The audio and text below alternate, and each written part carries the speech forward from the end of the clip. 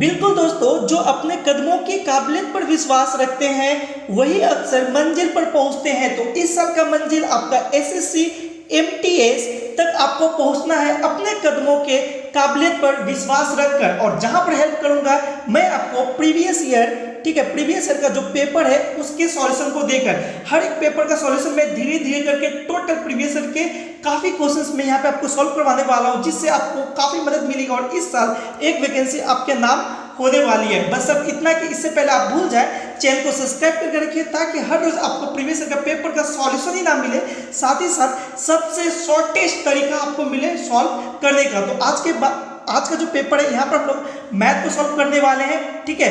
Math के 5 questions को ही solve करेंगे प्रीवियस ईयर का, लेकिन काफी आसानी से, बहुत ही शॉर्टेस्ट वे है, तरीका है, उससे मैं आपको सॉल्व करके यहाँ पर दिखाने वाला हूँ। तो चलिए शुरू करते हैं। देखिए क्वेश्चन जो है वो हिंदी और इंग्लिश दोनों में होने वाले हैं ताकि हर एक मीडियम के स्टूडेंट को काफी ज्यादा हेल्पफुल हो पाए। तो देखिए ये रहा इंग्लिश में आपका, ठीक है, आप पढ़ सकते हैं। ये रहा हिंदी में, मैं आपको हिंदी में पढ़ के यहाँ पे दिखाता हूँ। क्वेश्चन आगे बोला कि आप खुद से भी पढ़ के देखिए और ट्राई कीजिए सॉल्व करने का। ये क्वेश्चन बोल रहा है कि ए और बी एक काम को 250 रुपए की जिम्मेदारी पर लेते हैं। ए उस काम को अकेले 5 दिनों में, बी उस काम को 15 दिनों में कर सकते हैं, सी की मदद से काम 3 दिनों में पूरा कर लेते हैं। मतलब ए बी सी अगर साथ में करें तो 3 दिन में काम पूरा हो जाता है। यदि सभी को कार्य के अनुपात में पारिश्रमिक मिलता हो तो सी को कितनी राशि मिलेगी आपको बतानी है। बहुत ही आसान क्वेश्चन, देखिए कैसे सेकंडों में आप इसका आंसर निकाल सकते हैं। आई होप आपको क्वेश्चन समझ में आया होगा। देखिए तो बांटना कितना है, 250 रुपए को बांटना है एबीसी में और उसके पारिश्रमिक जो है उसमें बांटना है। बेसिकली अनुपात में उन लोगों ने काम किया उसे अनुपात में क्या करना है, आपको बांट देना है 250 रुपए को। तो देखिए कैसे करेंगे। तो सबसे पहले तो हम निकाल लेंगे एफिशिएंसी आखिर है क्या, ए बी सी का एफिशिएंसी आपका है कितना। तो देखिए जैसे आप मान लीजिए यहाँ पर देखिए दिया हुआ है कि ए जो है किसी काम को कितने दिनों में कर लेता है, 5 दिनों में। बी किसी काम को कितने दिन में कर लेता है, तो बी किसी काम को, चलिए मैं इसको छोटा छोटा लिखता हूँ थोड़ा सा। देखिए दिया हुआ है कि ए किसी काम को कितने दिनों में, ए किसी काम को कर लेता है आपका 5 दिनों में। बी किसी काम को कितने दिनों में करता है, बी किसी काम को करता है 15 दिनों में, ठीक है। उसके बाद बोल रहा है कि सी की मदद से, मतलब ए बी सी तीनों साथ में अगर काम करे तब जाकर वो 3 दिन में होगा। बोल रहा है ना कि सी की मदद से, यानी ए बी सी तीनों साथ में काम करे तो 3 दिन में होता है पूरा काम। तो यदि हम बोल सकते हैं ए बी, ठीक है, ये प्लस हो जाएगा, प्लस सी तीनों साथ में काम करेगा तो जाके काम होगा 3 दिनों में। तो आप देखिए कि निकाल लीजिए पहले कि टोटल वर्क करना कितना है। तो टोटल वर्क कितना हो जाएगा, 5 15 3 का एलसीएम हो जाएगा आपका 15, ठीक है। तो इससे आपका एफिशिएंसी निकल जाएगा ए का। तो ए का एफिशिएंसी क्या हो जाएगा, 5 से भाग लगाइए 15 को तो हो जाएगा 3 का एफिशिएंसी, बी का एफिशिएंसी हो जाएगा 1 का, और ए बी सी, ठीक है, पीसी तीनों का जो एफिशिएंसी हो जाएगा कितना हो जाएगा, 3 5 15, ठीक है।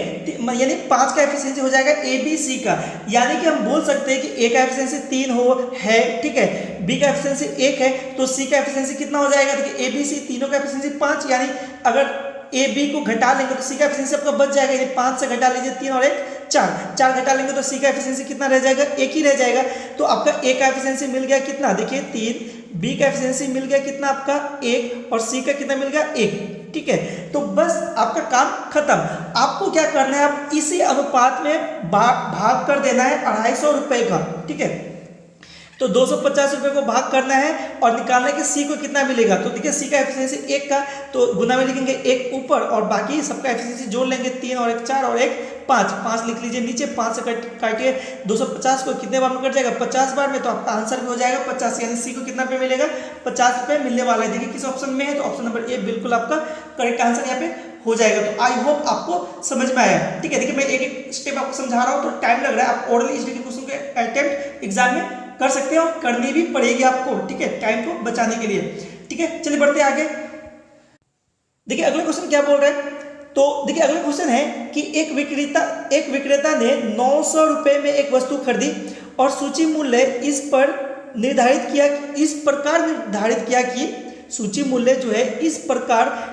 किया कि 10% छूट देने के बाद भी उसे 20% का लाभ हो। तो सूची मूल्य क्या है आपको बताना है। यानी कि सूची मूल्य मतलब क्या, जो मार्क प्राइस है, एमपी है, वो क्या होगा आपको बताना है। तो कैसे करेंगे आप, बहुत ही आसान, ठीक है, कोई एक्स नहीं कुछ नहीं, आप ओरली इसको कर सकते हैं। समझिए चीज को, खरीदा कितना में, 900 रुपये में, ठीक है, 900 रुपये में खरीदा और 10% छूट के बाद में उसको 20% का लाभ चाहिए। तो चूंकि 20% का इसको लाभ चाहिए, ठीक है, 20% का इसको प्रॉफिट चाहिए, यानी वो कितना रुपए में बेचेगा, तो 900 का 20% हो जाएगा आपका 1080, ठीक है, 1080। देखिए इतना आपको ओरली करना पड़ेगा, ठीक है, इस तरह से ऐसा नहीं कि 900 का 20% निकालने के लिए बैठ जाए, तो ये बेवकूफ़ी होगी, है ना।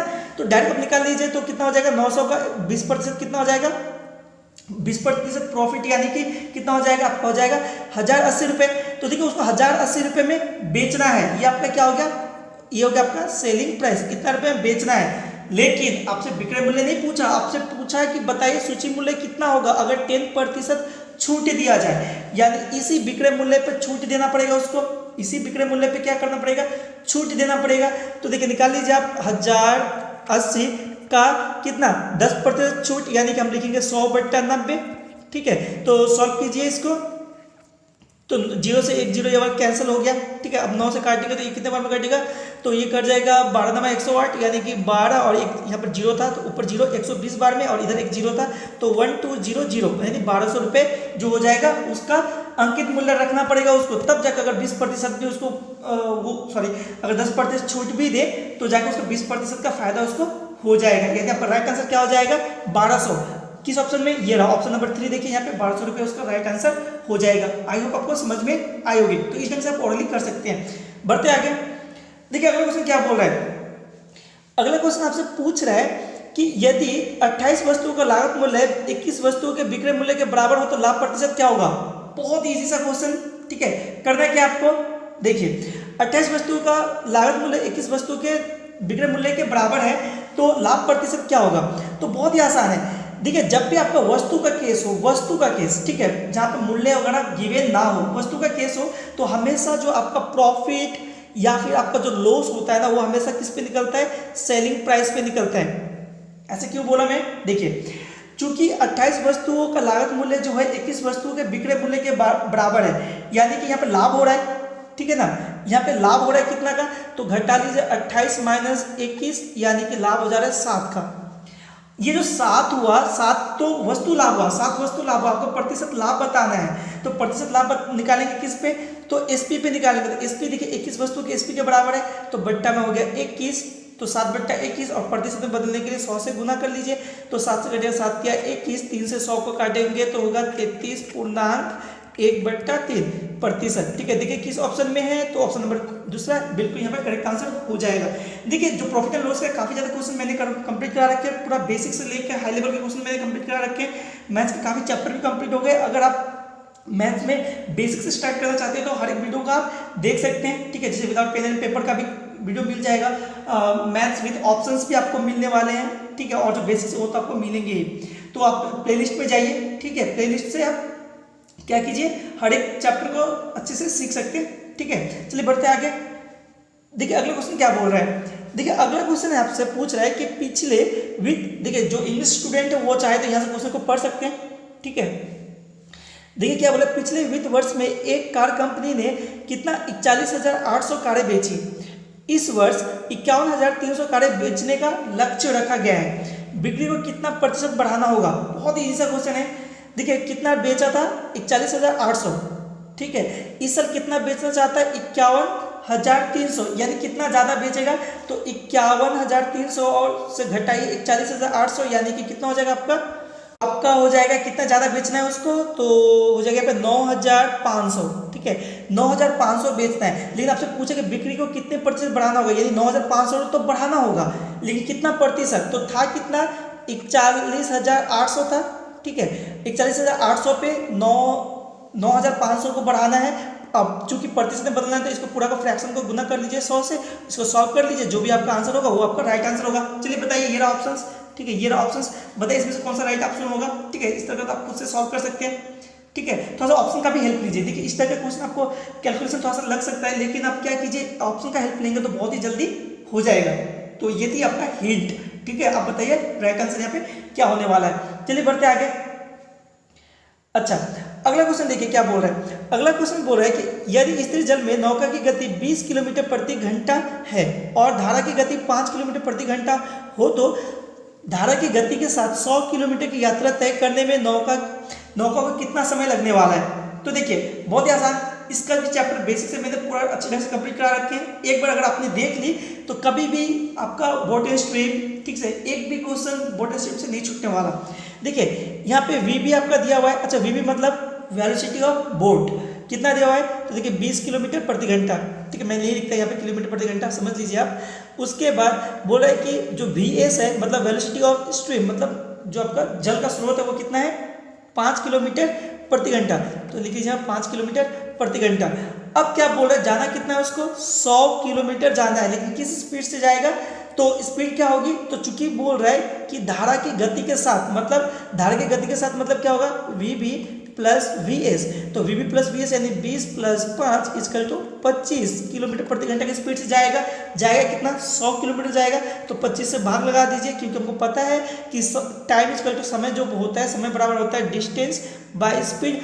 तो 100 किलोमीटर जाना है 25 किलोमीटर प्रति घंटे की स्पीड से, तो 25 से काटिए 100 को, कितने बार, 25 चौक 100, यानी कि आपका आंसर क्या हो गया, 4 घंटा। ठीक है, 4 घंटा जो आपका क्या हो जाएगा, राइट आंसर। देखिए किस ऑप्शन में, ये ऑप्शंस, तो 4 घंटे ये रहा, ऑप्शन नंबर 3 बिल्कुल यहाँ पे करेक्ट आंसर हो जाएगा। ठीक है, तो आई होप अभी आपको सभी क्वेश्चन समझ में आए होंगे। तो इस ढंग से आपको फटाफट करके क्या करना है, क्वेश्चंस को अटेम्प्ट करना है। ठीक है, बस चैनल को सब्सक्राइब करके रखिए ताकि हर रोज आपको इस ढंग का जो प्रीवियस का पेपर है, सॉल्यूशन है एसएससी एमटीएस का, वो आपको मिलता रहे। मैं ऐसे आपका जो जीके है, ठीक है, मैथ्स, रीजनिंग, इंग्लिश सभी का पेपर यहाँ पे लेकर आने वाला हूँ। ठीक है, धीरे धीरे करके मैथ्स का जो है 5-10 क्वेश्चन करके करवाऊंगा, लेकिन बहुत से क्वेश्चन मैं यहाँ पे कंप्लीट कराने वाला हूँ और आपको सिखाने वाला हूँ कि कैसे आपको एग्जाम में सॉल्व करना है। तो आई होप ये वीडियो आपको पसंद आएगी। अगर आपको पसंद आए तो चैनल को सब्सक्राइब कीजिए और एक लाइक तो बनता ही है। ठीक है, तो चलिए मिलते हैं अगले प्रीवियस ईयर के पेपर के साथ। तब तक के लिए थैंक यू, पढ़ते रहिए और सीखते रहिए।